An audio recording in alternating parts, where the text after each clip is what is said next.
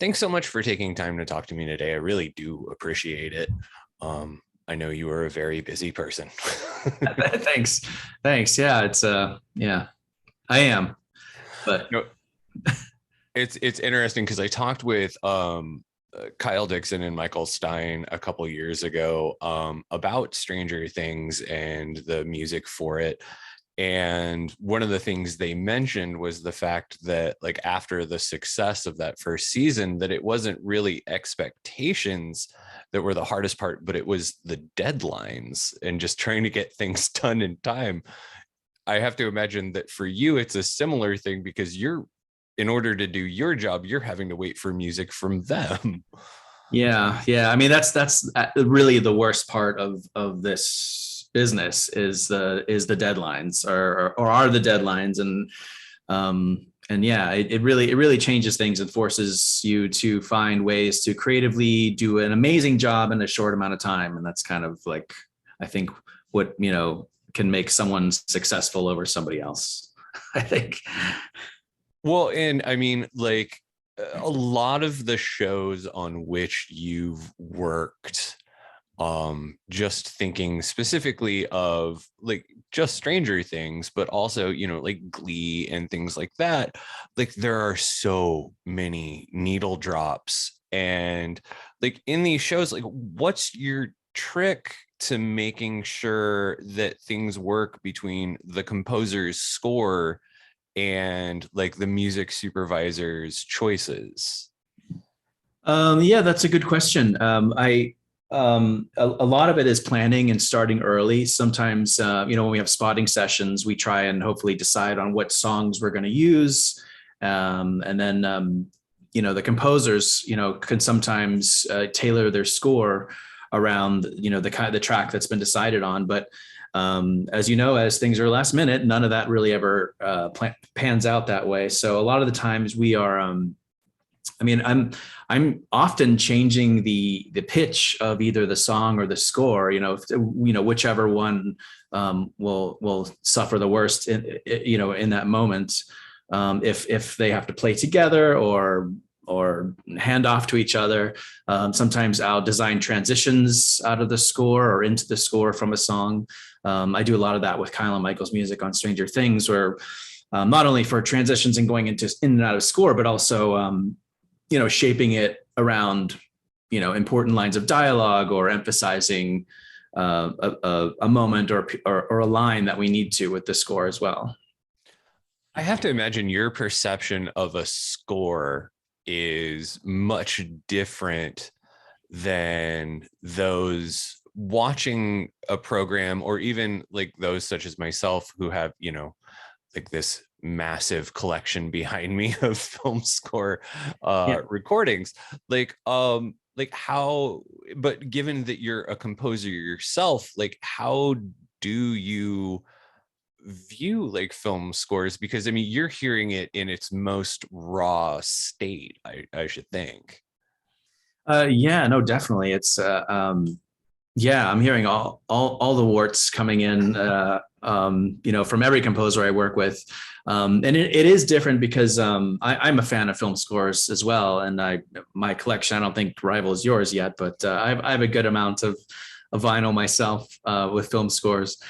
And I love those, and sometimes when I go and listen to an old score that I love, like from Maurice Jarre, like from Witness, or one of my favorites, and I think like, God, what was that like when it was coming together? Because I've only heard these beautiful sequences when they're done and mixed, and sometimes I get all the tracks with some of the composers I work with, and we're able to just almost remix it on the stage, when we get all the sound design and everything together. And it's still even when a score cue is sort of done, approved, mixed, and delivered, so much can happen from the time it lands into my system, and by the time it gets into the sound mix at the stage with all the other elements coming into play. And sometimes we have to kind of pull things out or emphasize other tracks and things just to have them play well with all the other sounds, especially in Stranger Things when there's just so much sound. Given your like, as we're discussing right now, like hearing it in its raw state and then hearing it change and move around and things like that, but also like listening to, like, trying to pitch shift or key shift these songs. How do you keep from getting like sort of like an aural burnout, like hearing these songs in so many different states?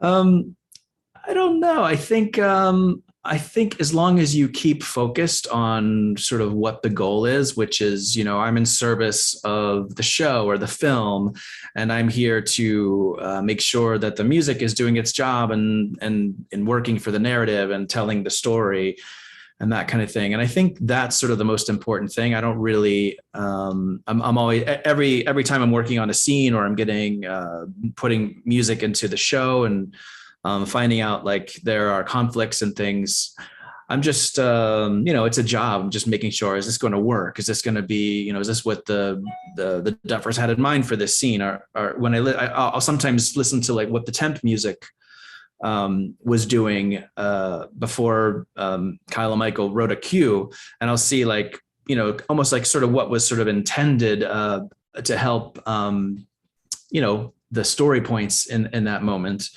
And I think if you're just focused on the task, I think you avoid any kind of burnout.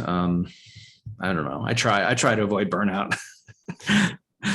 One of the things I really appreciate about your career is that you have at various points worked on multiple series with like Ryan Murphy and also Joss Whedon.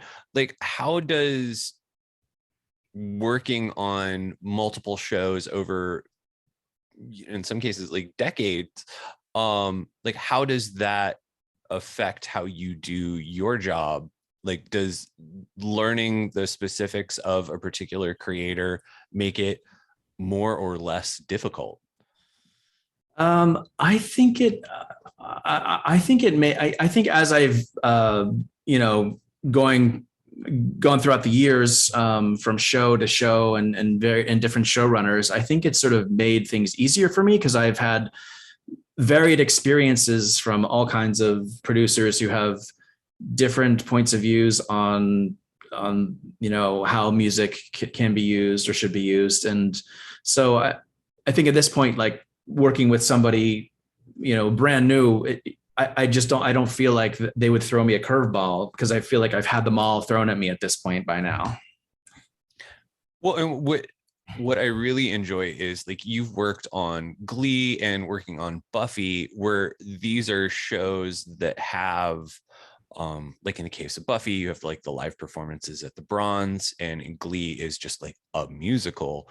Like how is the job of being a music editor different when you are working with like an actual on-screen performance as opposed to when it's just background or even like diegetic music coming out of a radio or off a turntable or something like that? Yeah, I mean, that presents a whole set of challenges. And even recently, the last thing I did, the prom, which was 2 years ago now, it's tricky because there's lip sync is a big part of the job, and your goal is to make sure that the actors look like they're performing, because 99% of the time you're working with a pre-recorded track. The actors sung the track in a studio, and then on the set they play the track back and they lip synced to it. And a lot of the times there are moments where they just didn't get enough takes to get the right moment, or the actor didn't botch the performance too many times, and that's tricky because you are forced to work more with a picture editor much earlier in a much earlier part of the process, making sure that you're telling them like you got to use this shot, or you can't, we can only go this many frames here, and there's a lot of back and forth with the picture department in that sense. And then sometimes it just gets down to brain surgery where you're really just trying to make you're cutting just a syllable out of a word because their lips aren't matching the way they sung the song. And just I remember pulling my hair out on Glee at the last, because also we did Glee, like that was maybe, I feel like, was that 10 years? It was a long time ago. And I feel like technology has come a long way since then with Pro Tools and digital picture. Because a lot of even on season 1, I was thinking I did a great job. I cut this beautiful song and sync and everything, and then I would go and to the mix, and then we'd suddenly be watching the mix on this giant stage or this digital picture, which I couldn't get in my little QuickTime at the time. And I was saying like, oh wow, I got to do a lot of fixing while I'm here, because I didn't really see it until the last minute. And so yeah, it's fun. I mean, I love working on musicals, and it's definitely another challenge. Different set of challenges than a normal music editorial gig with just score. Well, I mean, it seems that like throughout your career and all the varied things, like you really enjoy your job. Like I can hear it coming through in your voice.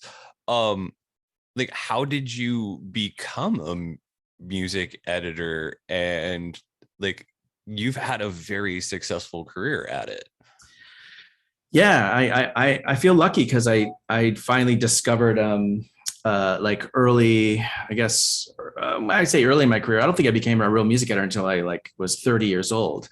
I didn't know this job existed when I went to film school, and I was interested in music, and I moved out to Los Angeles thinking let me turn off this email here. And I moved out to Los Angeles thinking like, oh, I'm going to be a screenwriter. And I just had all these grand visions of a career, of what that looked like. And then, in my 20s, I was playing in bands, and I played guitar and keyboards, and I loved making music too.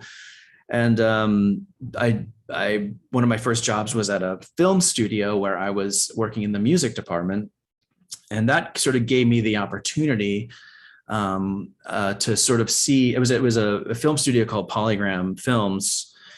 A lot of studios, and probably still to this day, they have a music department. So I got to sort of watch and see how all these film scores or how movies came together with music.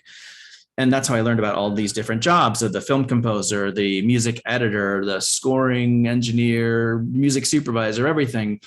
And I remember gravitating towards music editors because our department would hire them, and I would sit behind them and watch them and kind of, I sort of enjoyed that process, how they were working one-on-one with the director, sometimes all the way up to the 11th hour, the night before the film has to ship to start making prints to meet the release date. You were there. And one of the jobs I found fascinating about music editing is in the film world, especially, there a lot of music editors are there just to temp films with music. So before the composer starts, a music editor has to go in and cut all these temp scores that can play as score in the film. And this will give the director and the audience, the test audiences, like an idea of like what the score will be like when they finally hire the composer to score the film. And I always loved how much power that was. How these films that were multi-million-dollar budgets, and you're watching this scene with like Tom Cruise is in it and cars are crashing and everything, and you are the one that can just put one piece of music, slap one cue on it, and suddenly change the whole meaning and tone of the scene and sort of guide the direction of where the film's going to go. And I thought that was sort of amazing, that power that music editors have. So yeah, I kind of gravitated to that. I flirted with other jobs early on, like music supervision and things, which I didn't find rewarding because it was just a lot of politics and paperwork. And I like. I think I also just like sitting in a dark room and not talking to anybody all day. Well, I mean, I appreciate you taking time to speak with me today. And I know a lot of people are very excited about the upcoming second half, the conclusion to the fourth season of Stranger Things. That's right. So Friday. I'm very excited myself, and I want to thank you so much for taking time to talk to me, David. This has been a real pleasure, and I've had a whole lot of fun. Thanks, Nick. Thanks for having me. This has been great. You're welcome. Have a good rest of your day, sir. Thanks, you too. Bye-bye. Okay, bye.